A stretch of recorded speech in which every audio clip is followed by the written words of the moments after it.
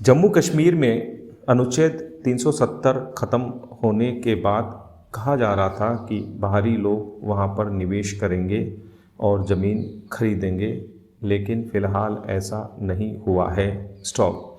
केंद्रीय गृह राज्य मंत्री नित्यानंद राय ने संसद में बताया कि 2 साल में अभी तक सिर्फ 2 बाहरी लोगों ने ही कश्मीर के भीतर ज़मीन खरीदी है। स्टॉप। हालांकि उन्होंने यह भी कहा कि अब ज़मीन खरीदने के लिए लंबी चौड़ी प्रक्रियाओं का सामना नहीं करना पड़ रहा है, बल्कि प्रक्रिया को आसान बनाया गया है। स्टॉप। पैरा।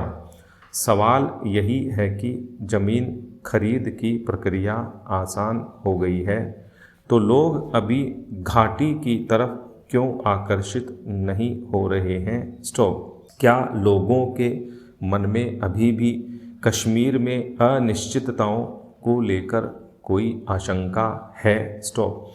ये ऐसे सवाल हैं जिनके हल खोजे जाने की आवश्यकता है। स्टॉप। हालांकि घाटी को अनिश्चितताओं के माहौल से बाहर निकालने को लेकर सरकार के प्रयास नज़र भी आए हैं, लेकिन लोगों का भरोसा जीतने के लिए इन्हें अधिक तेज करने की ज़रूरत है। स्टॉप। सबसे महत्वपूर्ण पहलू राजनीतिक स्थिरता का है। स्टॉप। जम्मू और कश्मीर के साथ केंद्र शासित लद्दाख भी राजनीतिक तौर पर मजबूत होना चाहता है। स्टॉप। यह तथ्य पंचायती राज संस्थाओं के चुनाव में भी दिखा है। स्टॉप। केंद्र सरकार कई मौक़ों पर भरोसा दे चुकी है कि वहां पर विधानसभा चुनाव होंगे और लोकतांत्रिक सरकार ही सत्ता संभालेगी। स्टॉप। उसी प्रक्रिया के तहत घाटी में विधानसभा सीटों का परिसीमन भी शुरू हो गया है। स्टॉप। लेकिन जब तक यह प्रक्रिया पूरी नहीं होती है, नई सरकार राज्य में जिम्मेदारी नहीं संभाल लेती है, तब तक बाहरी लोगों का भरोसा मजबूत होने की संभावना कुछ कम है। स्टॉप। पैरा। घाटी में आए दिन हो रही आतंकी घटनाओं ने भी लोगों का भरोसा थोड़ा कमज़ोर किया है। स्टॉप। पिछले दिनों सतपाल निश्चल के साथ हुई घटना ने भी लोगों को वापस सोचने पर मजबूर किया। स्टॉप। सतपाल को श्रीनगर में निवास प्रमाण पत्र मिलने के बाद उन्होंने दुकान और मकान खरीदने की पात्रता हासिल की थी और इसके विरोध में आतंकियों ने सतपाल को सरेआम गोली मार दी। स्टॉप। ऐसे में सबसे बड़ी चुनौती वहां पर मौजूद लोगों के साथ बाहरी लोगों के मन में विश्वास बहाली है। स्टॉप। इसके सहारे ही नए कारोबारी और दूसरे लोग जम्मू कश्मीर में प्रवेश करेंगे और वहां पर विकास के सहयोगी बनेंगे। स्टॉप। बाहर से लोग जाएंगे तो वे वहां कारोबार को बढ़ाएंगे और स्थानीय लोगों को रोजगार और दूसरी सुविधाएं मुहैया कराने में सहयोगी बनेंगे। स्टॉप। ऐसे में सरकार को इन लोगों में तेजी से विश्वास बहाली के प्रयास करने चाहिए। स्टॉप। पैरा।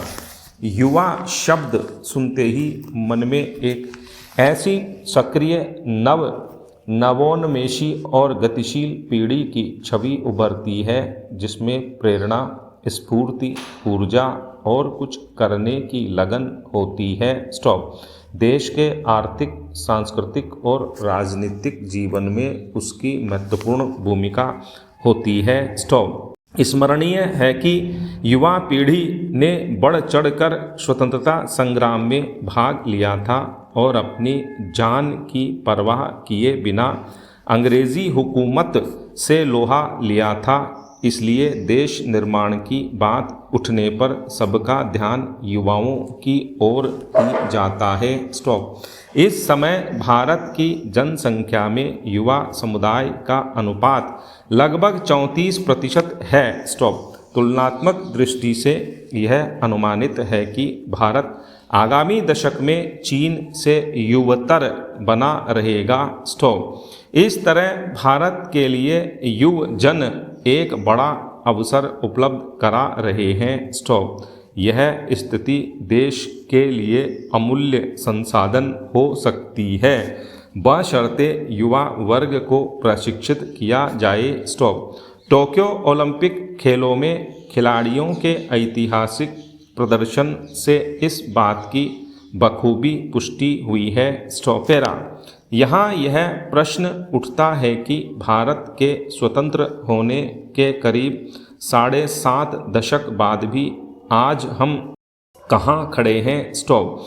इस विषय में कुछ सरकारी आंकड़ों को देखना आंखें खोलने वाला होगा। स्टॉप। आज औसत लिंग अनुपात प्रति 1000 पुरुषों पर 904 महिलाओं का है। स्टॉप। महिलाओं की विवाह की औसत आयु बढ़कर 22.3 वर्ष हो गई है। स्टॉप। औसत साक्षरता 73% है, जिसमें महिलाओं की औसत साक्षरता 64.6% है। स्टॉप। चिंताजनक बात यह है कि जितने लोग आत्महत्या करते हैं उनमें से लगभग 33% युवा होते हैं। स्टॉप।